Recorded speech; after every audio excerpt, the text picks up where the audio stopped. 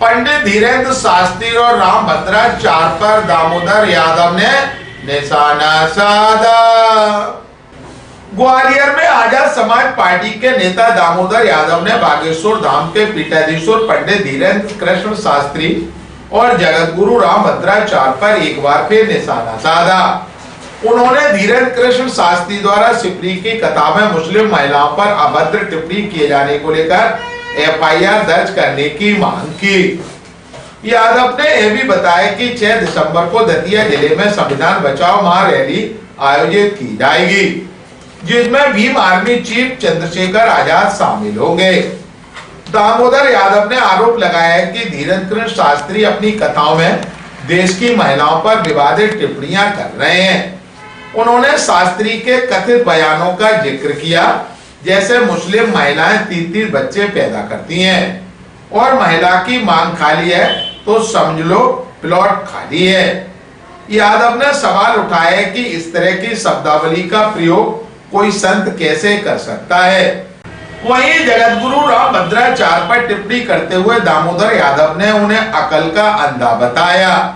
उन्होंने राम भद्राचार्य के कथित बयानों का उल्लेख किया, जैसे मरे मुलायम, कांसीराम, जोर से बोलो, जय श्री राम और पत्नी को लेकर wonderful instrument of enjoyment. Yadav ने कहा है कि ऐसे शब्द किसी संत के नहीं हो सकते और उन पर भी कार्रवाई होनी चाहिए। मीडिया से चर्चा के दौरान आजाद समाज पार्टी के नेता दामोदर यादव ने कहा, देश की संसद के अंदर दलितों और शोषित वंचितों की आवाज उठाने वाले ASP के राष्ट्रीय अध्यक्ष हमारे भाई आदरणीय चंद्रशेखर आजाद जी आगामी 6 तारीख को इस ग्वालियर चंबल अंचल की भूमि पे दतिया जिले के इंदरगढ़ में आ रहे हैं। इंदरगढ़ में आजाद समाज पार्टी भीम आर्मी एक बड़ी सभा, बड़ी रैली के रूप में करने जा रही है और इस रैली के माध्यम से हम पूरे मध्य प्रदेश के अंदर, बल्कि इंदरगढ़ से आवाज सीधे भोपाल के श्यामला हिल CM हाउस तक जाएगी कि मध्य प्रदेश के अंदर जितनी भी जातिवादी घटनाएं, जिनको हम जातंकवादी घटनाएं कहते हैं, आडंबर और पाखंड, इन पर रोक लगाई जाए। और अगर इन पर रोक फिर भी मध्य प्रदेश की सरकार नहीं लगाती तो हमारी पार्टी पूरे मध्य प्रदेश के अंदर एक व्यापक आंदोलन छेड़ने के लिए जा रही है। हमारी उम्मीद है कि इंदरगढ़ की सभा में लाखों की संख्या में लोग मौजूद रहेंगे।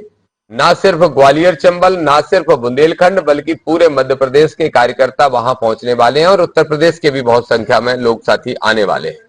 दूसरा विषय, आप जानते हो कि लगातार धीरेन्द्र शास्त्री जैसे कथावाचक, उनके और जमात के लोग, उनके ही गुरु, ये रोज महिलाओं का अपमान कर रहे हैं। जहां एक तरफ संतोष वर्मा के बयान पर भारी बवाल मचा हुआ है, जो बवाल मचा रहे हैं उनसे ही कहना चाहता हूं कि अगर मानवतावादी सोच के तहत कहें या महिलाओं के अपमान से नाराजगी होने के कारण अगर विरोध कर रहे हैं, तो क्या धीरेन्द्र शास्त्री का 2 दिन पहले शिवपुरी में दिया हुआ ये बयान कि चच्चियां तो 30-30 बच्चे पैदा कर सकती हैं और चच्चियां तो बच्चे पैदा करने की मशीन जो बता रहे हैं, क्या ये इस देश के अल्पसंख्यक वर्ग की महिलाओं का अपमान नहीं है? क्या ये नारी शक्ति का अपमान नहीं? खाली प्लॉट जैसा शब्द धीरेन्द्र शास्त्री यूज करते हैं कि अगर मांग में सिंदूर नहीं भरा है तो समझ लो प्लॉट खाली है, ये धीरेन्द्र शास्त्री कहते हैं, ये महिलाओं का अपमान नहीं है। दूसरा एक और विषय, आपने देखा होगा उनके गुरु का एक वीडियो वायरल हो रहा है जो वाइफ को मनोरंजन का साधन बता रहे हैं, wonderful instrument for enjoyment, wife का फुल फॉर्म बताते हुए।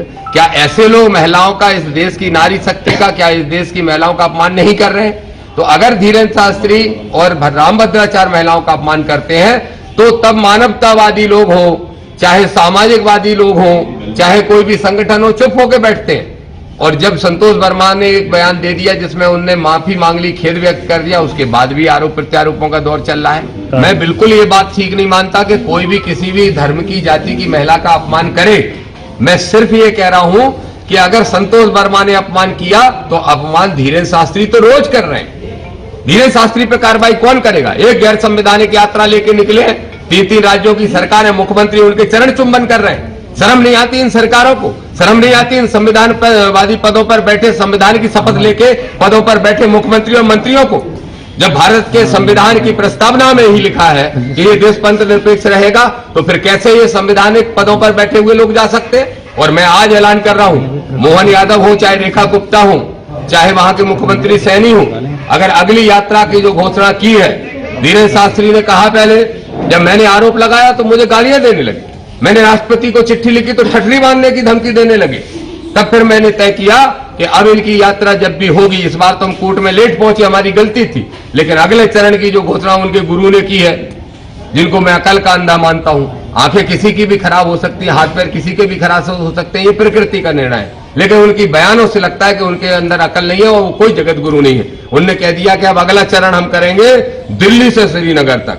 करके देखो कैसे हिम्मत है, देखते हैं तुम्हारी सरकार है तुम्हें कैसे यात्रा निकलवाती है। हमें न्यायालय पे भरोसा है, बाबा साहब द्वारा लिखे हुए संविधान पे भरोसा है।